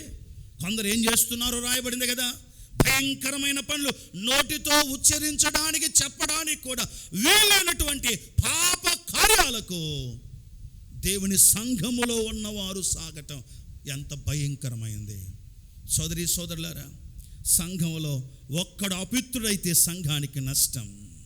సంఘములో శరీరాన్ని కాపాడుకోవలసిన మనం, సంఘంలో ఉన్న మనం శరీరాన్ని కాపాడుకోకుండా నైతిక పరమైన చెడ్డ కార్యాలు, శరీరాన్ని పాడు చేసే కార్యాలు, జారత్వం, వ్యభిచారం, ఇలాంటి కార్యాలు సంఘంలో జరగడం న్యాయమా? ఆలోచన చేయండి. మళ్ళీ ఇటువంటి చేసిన వాళ్ళని ఏమన్నా అందామంటే వాడే నిలుక్కొని తిరుగుతుంటాడు. ఏం చేద్దాం? అర్థమైందా ఈ పదం కదండి? ఒకవేళ ఏమైనా తప్పు చేసిన వాడిని, ఒరే బాబు తప్పు చేసావురా నాయన అని చెబుదామంటే వాడే అన్నిట్లో ముందు ఉంటాడు. ఇక ఆ వ్యక్తే కదండి, ఆ పొజిషన్ చూసి అనడానికి ధైర్యం చాలడం లేదు. ప్రభుచితమైతే సంఘ క్రమశిక్షణ చర్య అంటే ఏంటో అది కూడా ఈ వరుసలో ధ్యానం చేద్దాం. చాలాసార్లు ఈ క్రమశిక్షణ తీసుకోలేకపోతున్నాం. ఉదాహరణకు సంఘములో ఒకవేళ సామాన్యుడు తప్పు చేస్తే ఏం చేయాలి? పరిచారకులు తప్పు చేస్తే ఏం చేయాలి? సంఘ పెద్దలే తప్పు చేస్తే ఏం చేయాలి? బైబిల్లో ఉంది ప్రియులారా. దేవుని మహాకృప చేత దేవుడి గ్రంథంలో ఉన్న సంగతులన్నీ మనకు తేటగా రాయించాడు. ఎక్కడ రాజీ పడకూడదు. ఇది నీదైతే కదా రాజీ పడాల్సిందే, నాదైతే కదా రాజీ పడాల్సిందే. ఇది దేవుని మందిరము గనుక రాజీ పడడానికి వీలు లేదు గనుక సంఘ క్రమాన్ని ఎరిగిన వారమై పాపానికి సంఘములో తావు లేకుండా జీవించడం ఆశీర్వాదకరం. సంఘములో దేవుని సంబంధమైన పిల్లల మధ్య అపవిత్రత ఉంది అంటే దేవుడే చర్య తీసుకుంటాడు. ఆయన చర్య తీసుకునేంత వరకు ఓపిక పట్టవద్దు. ఆయన చర్య తీసుకుంటే ఒకేసారి చర్య తీసుకుంటాడు. అందుకే రాబడింది కొరింథీ పత్రికలో ఏముందండి? కొరింథీ పత్రిక తెరుస్తారా? 11వ అధ్యాయం ఆ మాట చదువుకుందాం. కొరింథీయులకు రాసిన పత్రిక 11వ అధ్యాయము తెరవండి. దేవుని వాక్యం ఏం చెప్తుంది? కొరింథీ మొదటి పత్రిక 11వ అధ్యాయంలో ఇందువలన ఏం జరుగుతుందట? అయోగ్యముగా చేస్తున్నారు చాలామంది. 27వ వచనం చదవండి. కాబట్టి ఎవడు అయోగ్యముగా ప్రభు రొట్టెను తినును లేదా ఆయన పాత్రలోని త్రాగును వాడు ప్రభు యొక్క శరీరమును గూర్చి రక్తమును గూర్చి అపరాధి అగును. కాబట్టి ప్రతి మనుష్యుడు తన్ను తాను పరీక్షించుకొనవలెను. అలాగు చేసి ఆ రొట్టెను తిని ఆ పాత్రను త్రాగవలెను. ప్రభు శరీరం అని వివేచింపక తిని త్రాగువాడు తనకు శిక్షా విధి కలుగుటకే తిని త్రాగుచున్నాడు. ఇందువలననే మీలో అనేకులు బలహీనులను రోగులై ఉన్నారు. వినండి, ఈ వరుస చూసారా? బలహీనులైనారు, రోగులైనారు. ఆ తర్వాత చాలామంది ఏమవుతున్నారట? నిద్రిస్తున్నారు. దేవుడు ఫుల్ స్టాప్ పెట్టినాడు కొంతమందికి. దేవుడు పెట్టేంత వరకు ఆగవద్దండి, సరి చేసుకోవడం అవసరం. యెహోవా వారిని చంపదలచెను. అదే కదా మనం చదువుకున్న మాట. సమూయేలు మొదటి గ్రంథం 25వ అధ్యాయం 22వ అధ్యాయము 25వ వచనంలో లాస్ట్ మాటలో చదువుకున్న యెహోవా వారిని చంపదలచెను. యెహోవా వారిని చంపేశాడు. ఇద్దరు ఒకే దినం మరణించటం ఎంత విచారకరం. ఏమండి, దేవుడు ఎందుకు ఇంత కఠినమైన నిర్ణయం తీసుకున్నాడు? అంతే, పరిశుద్ధత దగ్గర దేవుడు రాజీ పడేవాడు కాడు. పవిత్రత విషయంలో దేవుడు ఎప్పుడు రాజీ పడాడో అందరూ కూడా ఆ మాట చెప్తున్నాను, గమనించాలి. నేను స్వార్థికుడను. దేవుడు నన్ను సంపూర్ణ స్వార్థకు పిలిచాడు. సంఘ పెద్దలు ఇక్కడ ఉన్నారు, కొందరు సంఘంలో పరిచారకులు ఉన్నారు, సంఘంలో పరిచారకురాండ్రు ఉన్నారు. ఇవన్నీ సంఘ క్షేమం కొరకు దేవుడిచ్చిన వరాలు, దేవుడు చేసుకున్న ఏర్పాటు, అంతే. అంతేగాని నేను సువార్థికుడు గనుక మిమ్మల్ని మించినోని, మీకంటే గొప్పోని కాదు. నో. నేను సంఘ పెద్దను గనుక మీ అందరికంటే నేను గొప్పోని కాదు, మీలో ఒకరిని, అంతే. మీలో సమానమైన వాణ్ణి. అయితే సంఘ క్షేమం కొరకై దేవుడు వరాలు ఇచ్చాడు, అంతే. ఆ వరాలు క్షేమం కోసం వాడాలి కానీ ప్రభుత్వం చేయడానికి వాడకూడదని పేతురు పత్రికలో చూస్తాం. మందకు ప్రభువులై ఉండక అన్నాడు, మాదిరిగా ఉండండి అన్నాడు. కాబట్టి ఈ విషయంలో ఎందుకు మాట జ్ఞాపకం చేస్తున్నాను అంటే, సంఘములో పరిశుద్ధత అనే అంశం వచ్చినప్పుడు దేవుడు అందరినీ ఒకే గాట కట్టేస్తాడు.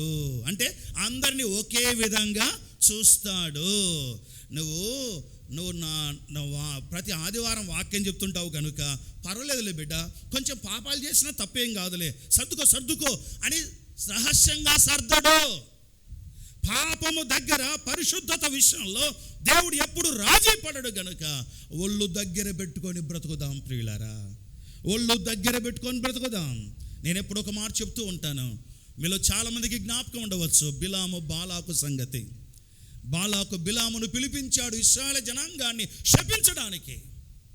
శపించలేకపోయాడు, చేయలేకపోయాడు, శపించలేకపోయాడు. ఎందుకో తెలుసా?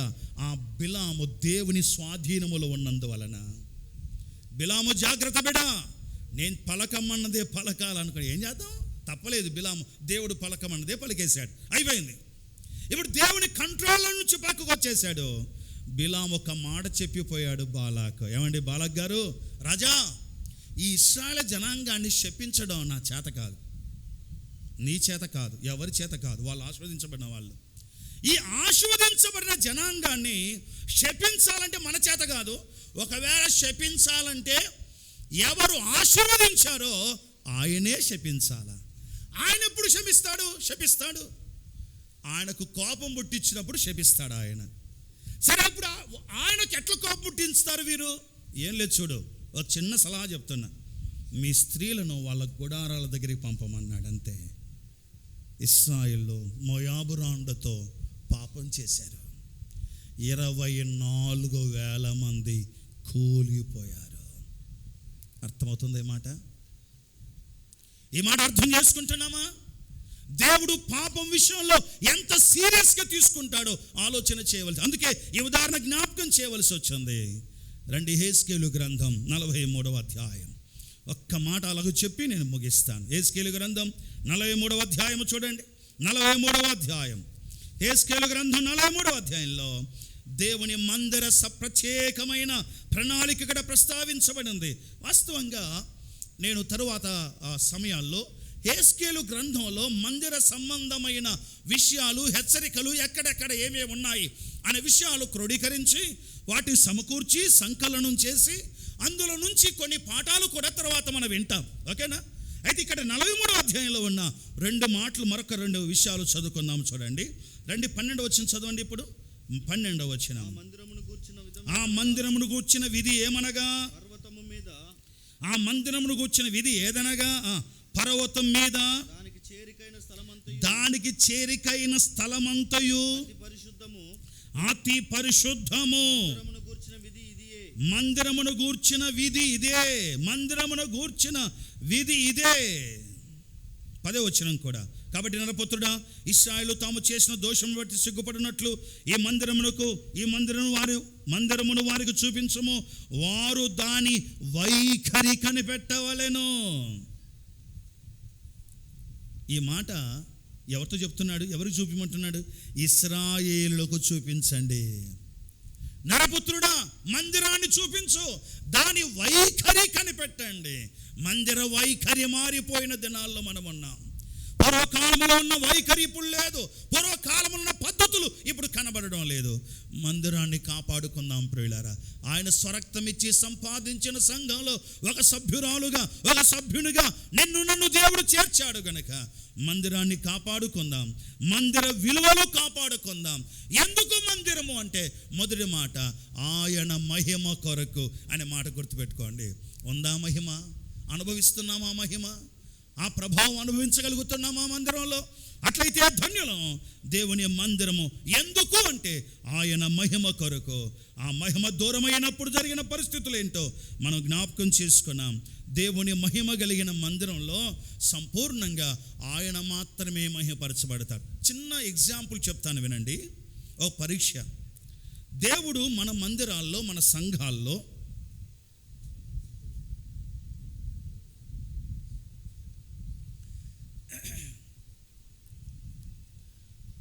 దేవుడు మన స్థానిక సంఘాల్లో దేవుని మహిమ ఉందా, దేవునికి మహిమ కలుగుతుందా లేదా అని దానికి చిన్న పరీక్ష చేసుకుందాం. శ్రద్ధగా వినండి, జాగ్రత్త వినండి.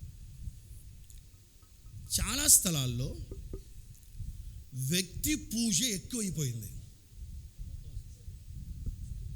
ఓకే, చాలా స్థలాల్లో వ్యక్తుల పూజ ఎక్కువైపోయింది. ఆయన ఉంటే వింటారు. ఈ మధ్య ఒక స్థలంలో 2 సహోదరులు మాట్లాడుకుంటున్నారు. నేను కూడా ఉన్నాను అక్కడ వేరే స్థలంలో. ఇద్దరు మాట్లాడుకుంటూ ఏమంటున్నారంటే, ఏమండి అక్కడ మీటింగ్స్ అట, అక్కడ కూడా మీటింగ్స్ అట అంటే వీళ్ళు ఎంక్వైరీ చేస్తున్నారు. వాళ్ళ దగ్గర పత్రిక లేదు.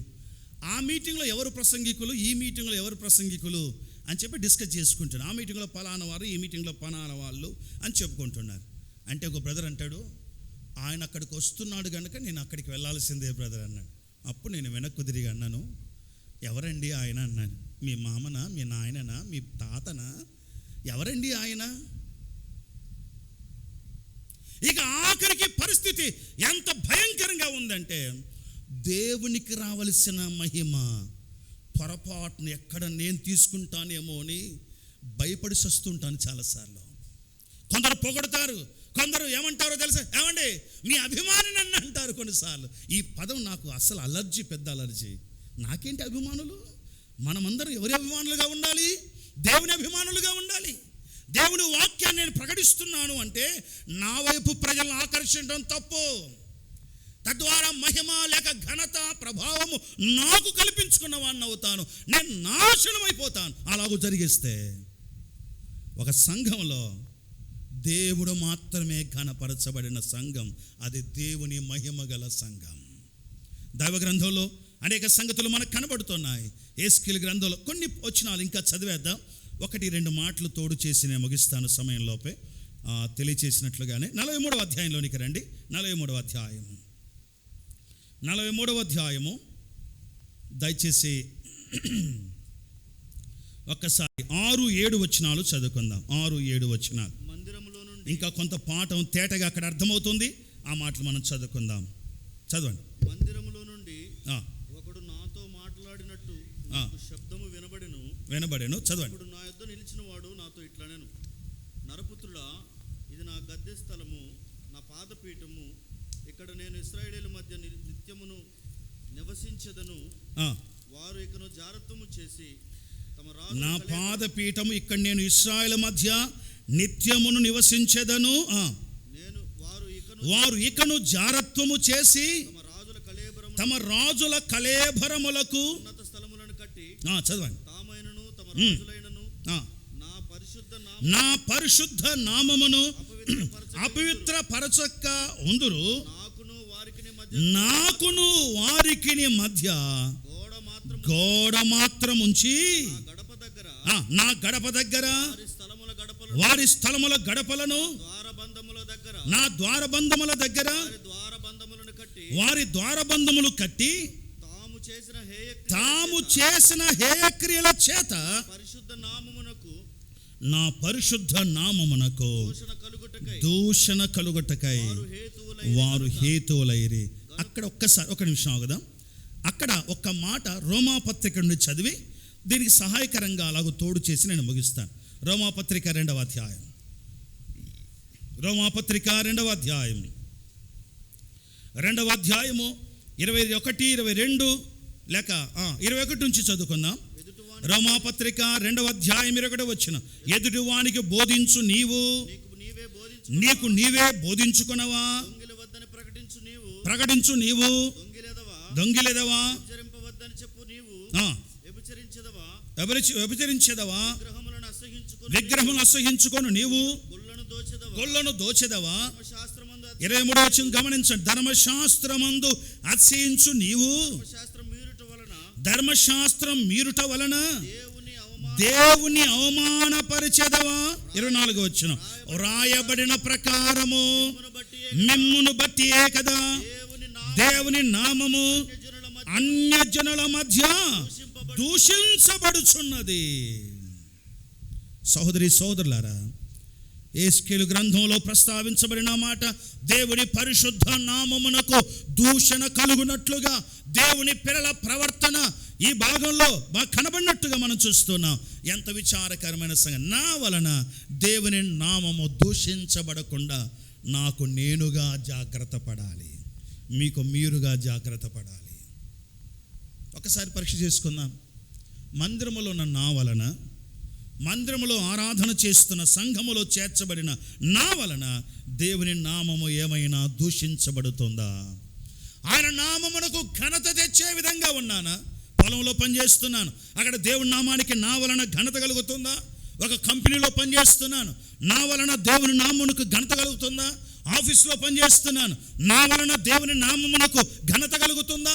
ఇలాగ ప్రతి స్థలములో క్రైస్తవ జీవితం అంటే కేవలం చర్చి లోపల ఉన్నప్పుడు జీవించే జీవితం మాత్రమే కాదు, మందిరం లోపల మనం ఉన్నప్పుడు జీవించే జీవితం మాత్రమే కాదు, మందిరము బయట బతికే విధానం అనేది అవసరమై ఉంది. మీరు నాకు సాక్షులై ఉండండి అన్నాడు.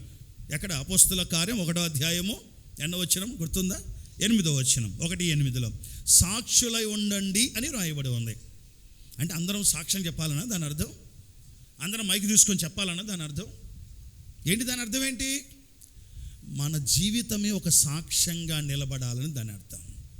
అందరము ప్రసంగికులం కాదు, అందరం మైకు తీసుకొని చెప్పలేం, అందరూ సువార్త చెప్పలేం, కానీ మన నడవడికనే ఒక సాక్ష్యంగా, ఒక సువార్తగా నిలబడిపోవాలి. ఒక స్థలంకి వెళ్తే ఒక సహోదరుడు చెప్తున్నాడు, సంఘ పెద్ద అన్న, ఆయన వలన సంఘానికి దరిదాపు 40 మంది వచ్చారన్న అన్నాడు. అంటే ఒక వ్యక్తి ద్వారా సంఘములో 40 మంది చేర్చబడ్డారు. ఇమీడియట్గా నేను అడిగిన ప్రశ్న, అంత మంచి వరం కలిగిన వాడా అన్నాను నేను. అంటే వాక్య వరం కలిగిన వాడా, అంత మంచి వరం కలిగిన వాడా అంటే ఆయన అన్నాడు, అన్న పాట పాడలేడు, వాక్యం చెప్పలేడు, లేచి వాక్యం చదవమంటే కూడా చదవలేడు అన్నాడు. అంటే నాకు ఆశ్చర్యమైంది. పాట రాదు, వాక్యం రాదు, చదవడం రాదు, ఇక మిగతా వాళ్ళలాగా యాక్టివ్గా వేదిక మీద షో చేసేది రాదు, ఏమీ రాదు. కానీ 40 మందిని ప్రభు దగ్గర నడిపించాడు. ఆయన ఒక టొబాకో కంపెనీలో, పొగాకు కంపెనీలో పనిచేస్తాడు ఆ సహోదరుడు. 40 మందిని ప్రభు దగ్గర తీసుకొని వచ్చాడు. మీకు ఒక సవాలుగా లేదా ఈ మాట? వాక్యం చెబితే కొందరు ఈ వేదిక కోసం అల్లాడిసేస్తుంటారు, ఎందుకో నాకు అర్థం కాదు. ఏమండి ఎప్పుడు వారైనా వాక్యం చెప్పేది చెప్పమా, మాకు ఛాన్స్ ఇవ్వరా అంటుంటారు. హలో, ఈయన నిలబడి తర్వాత ముందు లైఫ్లో కనపడాలి సేవ. చాలామంది సేవకు రావడానికి పరిగెత్తుకొని వస్తూ ఉంటారు, రండి, తప్పేం కాదు. ముందు సేవలో నువ్వు వ్యక్తిగత జీవితంలో సేవ కనపడాలి, ఆ తర్వాత నీ సంఘములో చేర్చబడి సంఘము ద్వారా సేవకు పంపించబడతావు. కాబట్టి ప్రియులారా, క్రైస్తవ జీవితం అంటే కేవలం మందిరములో ఉన్నప్పుడు మాత్రమే కాదు. మందిరంలో మనం ప్రవర్తించే ఈ ప్రవర్తన అందరికీ బాగుంటుంది, కానీ మందిరం బయట ఎట్టుండాలి? ఒకవేళ మనకు సీసీ కెమెరా కట్టి మనకు ఒక్కొక్క విశ్వాసి ఒక కెమెరా. ఏమండి అర్థమైందా? సీసీ కెమెరా అంటే ఎవరికి అర్థం కాదండి, అందరికీ అర్థమవుతుంది కదండి. సీసీ కెమెరా, ఒక్కొక్కరికి ఒక విశ్వాసికి ఒక సీసీ కెమెరా కట్టి వదిలిపెట్టాలా. ఇంకా చూసుకోండి ఎట్లుంటుందో కదండి. ఒకసారి ఆలోచన చేయండి. నిజంగా మనందరికీ సీసీ కెమెరాలు కట్టి పంపబడితే, అదంతా రికార్డ్ అవుతే, అదంతా చర్చిలో ఒక పెద్ద స్క్రీన్లో చూపిస్తే ఎట్లుంటుంది ఆలోచన చేయండి. సిగ్గుతో అవమానంతో తలదించుకోవా? కొంచెం ఆలోచన చేయాలి. నేనున్నది ఆయన రక్తము చేత కడగబడిన కొనబడిన మందిరములో చేర్చబడ్డాను. యేసయ్య నాకు ఇచ్చిన విలువ ఎంత గొప్పది అంటే, ఆయన రక్తం ఎంత విలువో అంత విలువ ఇచ్చాడు నాకు ఆయన. నన్ను ఆయన విలువలేని వాడిగా చేయలేదు. లోకములో విలువలేని వాడిని దేవుని దృష్టిలో విలువగలిగిన వాడిని ఇంత విలువ ఇచ్చి ఆయన మందిరంలో చేర్చాడు కనుక మందిరంలో ఉన్న మనం విలువను కాపాడుకుందాం, మందిర మహిమను కాపాడుకుందాం. మిగతా భాగాన్ని తర్వాత ధ్యానం చేద్దాం. తలవంచండి, ప్రార్థన. అందరూ తలవంచండి, కలమయండి. ప్రభు సన్నిధిలో మనం ఉంటుండగా ఒక్కసారి ఆలోచన చేద్దాం. ఆయన మహిమగల మందిరములో మనల్ని చేర్చాడు. మహిమగల మందిరానికి తగినట్టుగా బతుకుతున్నామా? ఆలోచన చేద్దాం. దేవుని మందిరములో చేర్చబడిన మనం ఆయన మందిరానికి విలువనిచ్చేవారిగా తగినట్టుగా బతుకుతున్నామా? ఒకసారి పరీక్ష చేసుకుందాం, ఆలోచన చేద్దాం. దేవుని మందిరములో చేర్చబడిన మనం జీవితాన్ని జాగ్రత్త పరుచుకొని ముందుకు సాగుదాం. ప్రేమగల మా తండ్రి, పరిశుద్ధుడా మీకు స్తోత్రాలు. చెప్పిన మాటలు దీవించమని, రాత్రి పరిచర్య కొరకై మమ్మల్ని అందరినీ సిద్ధపరచమని, ఘనత మహిమ ప్రభావాలు మీకు ఆరోపిస్తూ ప్రభు అయిన యేసుక్రీస్తు పేరట స్తోత్రించి అడుగుచున్నాము తండ్రి. ఆమేన్. ఆమేన్. ఈ సాయంకాల సమయం ముందు దేవుని దాసుల ద్వారా దేవుని యొక్క మందిరం యొక్క మహిమ ఎలా ఉంటుందో ఆ మహిమ కలిగి దేవుని పిల్లమైన జీవించాలని, లేక ఆ మహిమను పోగొట్టుకుంటే వచ్చే నష్టము ఎలాంటిదో అలాంటి సత్యాన్ని దేవుని దాసుల ద్వారా చాలా శ్రేష్టమైన రీతిలో అందించిన మనకు అత్యంత ప్రియులు జర్నలిస్ట్ గారికి స్థానిక సంఘంలో కూడా ప్రేమ తెలియపరుస్తున్నాం.